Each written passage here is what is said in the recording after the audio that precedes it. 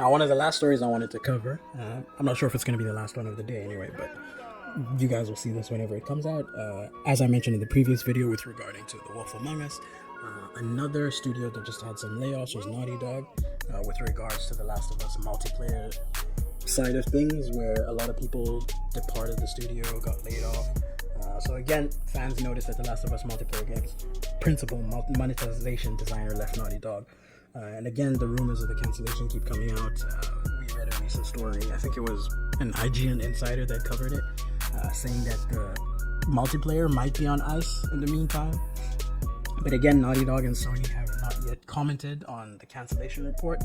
The only thing that has surfaced recently is that they are reportedly working on a remaster for The Last of Us Part 2, which I think is actually super dope. But here's a big caveat. That remaster is not really necessary. And again, this is coming from someone who is one of the biggest Last of Us fans, on the platform. But as much as I love The Last of Us, and I still fucking play this game to this day, both Part 1 and Part 2, but I think a remaster is not necessary for a game that already runs fine on next-gen consoles, right? Unless it's just being done as, like a remaster and it's going to come free to anyone who already owns the game, and then you can charge it as the new replacement for anyone buying the game who didn't already own it, right? But I think it would have to come with some form of DLC. Apologies for sipping my water. It would have to come with some form of DLC, because this is when I'll bring Ghost of Tsushima and Sucker Punch into the conversation, because what Sucker Punch were able to do with Ghost of Tsushima, they basically did a director's cut, which was the PS5 version, but they managed to attach an expansion to it. So they did Ghost of Tsushima Iki Island expansion, and so anyone who is now buying the upgrade, you're not just buying a PS5 upgrade, you're also buying the Iki Island expansion to come together with it, and it came at a good price. It wasn't like full price. Then anyone who is now buying the director's cut as a full package, then you're paying for the game at full price, and you're getting the base Ghost of Tsushima upgraded for next-gen consoles, as well as the Iki Island DLC. So, it was a good bundle.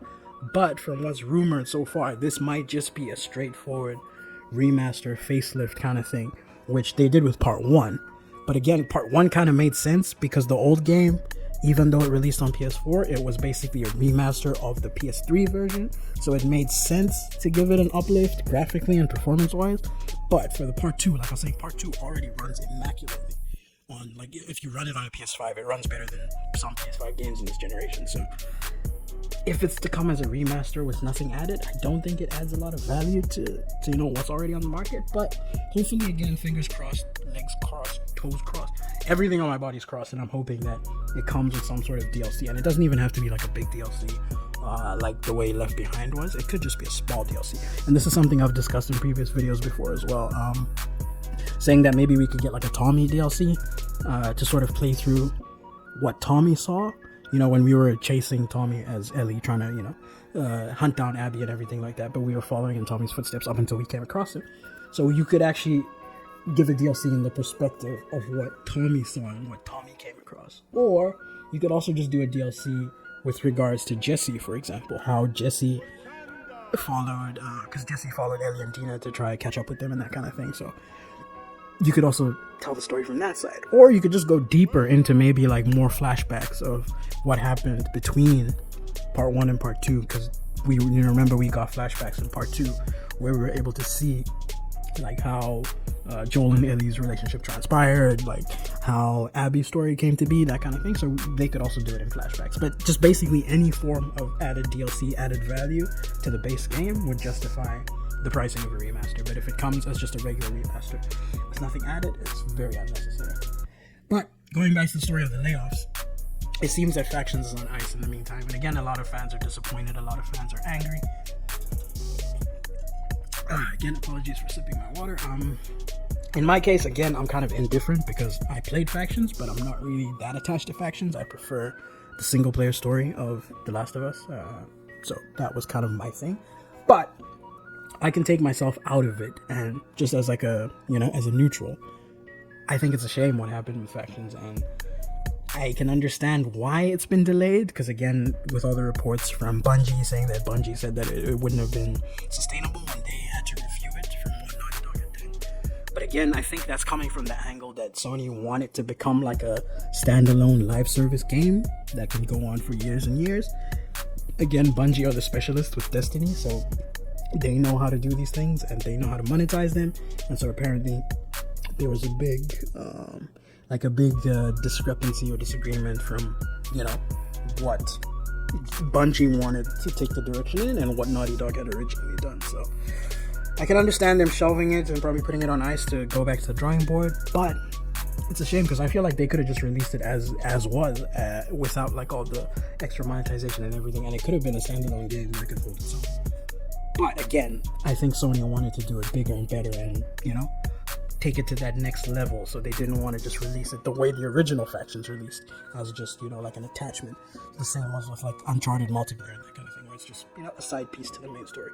I think they wanted to make it its own standalone thing, and they've just been struggling to get to that direction. So again, I hope that the game doesn't officially die, because again, I'm not too bothered about factions. I'm more concerned about The Last of Us Part 3. But for people who enjoy factions, for people who love that mode, I hope that Naughty Dog gives some sort of clarity in the end to them. Apologies, you can probably hear the ambulance sirens driving across. I'll just let them drive past. There we go.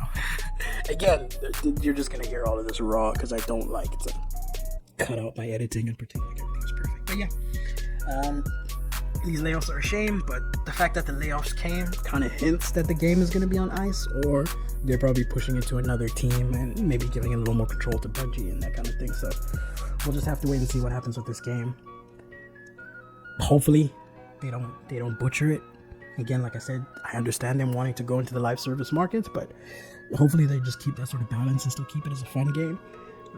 I hope you guys enjoyed this little discussion, this little video. Apologies for going on a tangent. Hopefully I'm able to also do a live playthrough of Spider-Man 2 when it launches. I'm still trying to see if I'm going to be free, but because my work hours have been so on and off, it's just been tricky to even do these kind of videos and stuff. That's why I've just been doing a lot of playthroughs on the channel. So as always, stay safe, stay dangerous, stay healthy, stay blessed, and peace out, my good people. See ya.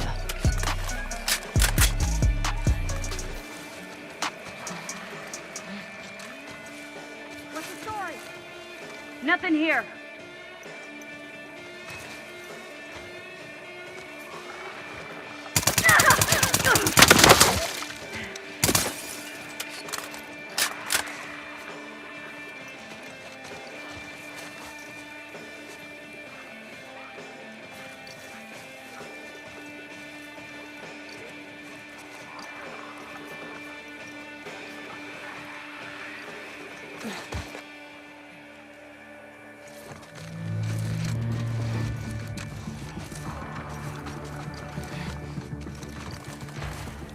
Think it came from over there!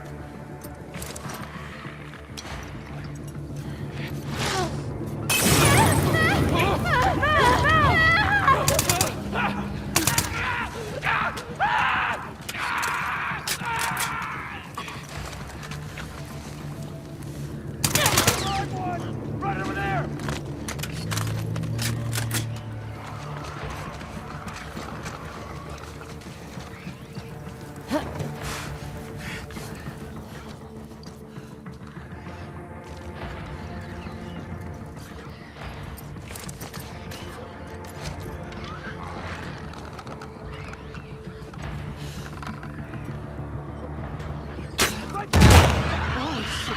Move! Move!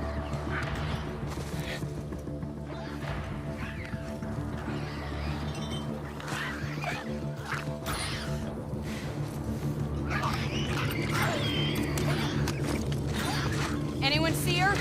Come on, people, we can't have lost her. Nothing over here.